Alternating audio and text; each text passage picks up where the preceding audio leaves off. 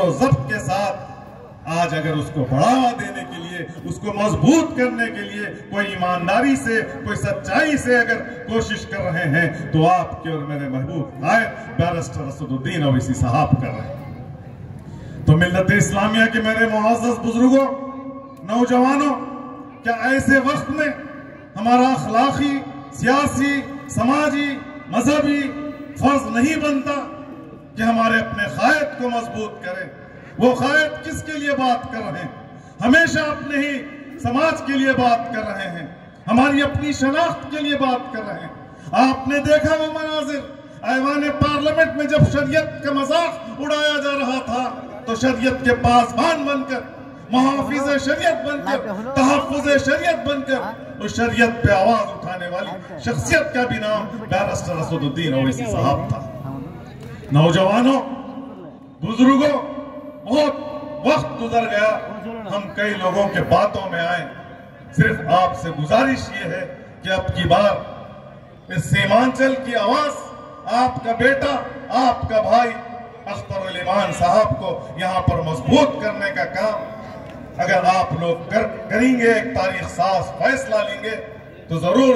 हम तमाम को एतमाद और भरोसा है कि इंशाअल्लाह जब वो सांसद में जाएंगे तो इस सीमांचल की बदहाली, यहाँ की गरीबी, यहाँ की गुर्बत के बारे में, यहाँ के नौजवानों के मुस्तकबिल के बारे में, इन बुजुर्गों के जो बरसों बरस से जो इनके आंखों में जो सपने हैं, उस सपनों के बारे में बेहतरीन नुमाइंदगी होगी। तो नौजवानों के एहसासात की, नौजवानों के जज्बात की हकीकी मायनों में तर्जुमानी बैरिस्टर असदुद्दीन ओवैसी साहब के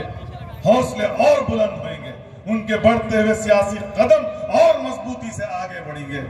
बशर्ते कि आप पूरी ईमानदारी से, पूरी सच्चाई से, पूरी दयानतदारी से आज बैरिस्टर असदुद्दीन ओवैसी साहब का साथ दें। इसमें क्या गलत है, मैं आपसे पूछना चाहता हूं। तरह तरह के इल्जामात बैरिस्टर असदुद्दीन ओवैसी साहब के पाक दामन पर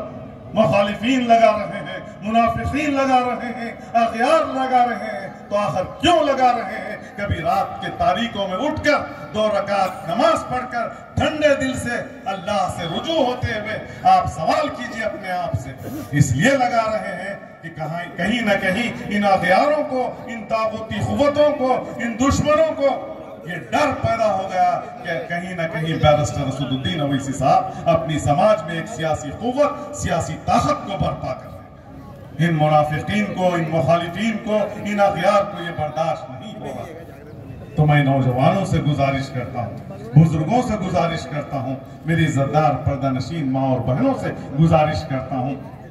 कि क्या हमारी सियासी ताकत, सियासी क़ुव्वत नहीं बढ़ना चाहिए? मुल्क की सबसे बड़ी दूसरी अक्सरियत माने जाने वाली मुसलमान और तो और बैरिस्टर असदुद्दीन ओवैसी साहब मुल्क के कोने कोने में, मुल्क के चप्पे चप्पे में जहां जाते तो सिर्फ और सिर्फ मुसलमानों की बात नहीं करते, पूरे इंसाफ के साथ दलितों की बात करते, वंचितों की बात करते, आदिवासियों की बात करते, मुल्क के हर मजलूम की बात करने वाली अगर कोई शख्सियत है तो बैरिस्टर असदुद्दीन ओवैसी साहब। जब एक तरफ इन तमाम मसाइल पर बैरिस्टर असदुद्दीन ओवैसी साहब पूरी ईमानदारी से, पूरी सच्चाई से लड़ रहे हैं तो उनकी फिक्र, उनकी सोच दूसरी तरफ यह है कि यह हमारा जो महबूब मुल्क भारत है, इसकी गंगा जमुना तहजीब बचा रहे हैं। यहाँ के हिंदू मुस्लिम भाईचारगी को बचाए रखने की कोशिश हो रही है। यहाँ के मुल्क का आईन और मुल्क का दस्तूर की बचाव के लिए आज बैरिस्टर असदुद्दीन ओवैसी साहब,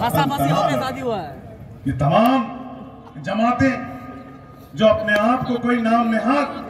सेक्युलर कहते हैं, कोई फिरका परस्त कहते हैं, ये तमाम के तमाम मुल्क बर्बाद रचा रहे हैं। ऐसे में बैरिस्टर असदुद्दीन ओवैसी साहब पूरी ईमानदारी के साथ, पूरी सच्चाई के साथ इस मुल्क की तारीख को बचाने के लिए, इस मुल्क की तहजीब को बचाने के लिए, इस मुल्क के तमद्दुन को बचाने के लिए, इस मुल्क की जमहूरियत को बचाने के लिए, इस मुल्क के आईन को बचाने के लिए, इस मुल्क के दस्तूर को बचाने के लिए शब और रोज कोशिशें कर रहे हैं। तो हमारा सियासी और समाजी फर्ज बनता कि बैरिस्टर असदुद्दीन ओवैसी साहब के बढ़ते हुए सियासी कदम को और मजबूत करना है तो बुजुर्गों की दुआओं की जरूरत है, नौजवानों के हौसलों की जरूरत है। तो बहरहाल आखिर में मैं आप तमाम लोगों से जो इतनी बड़ी तादाद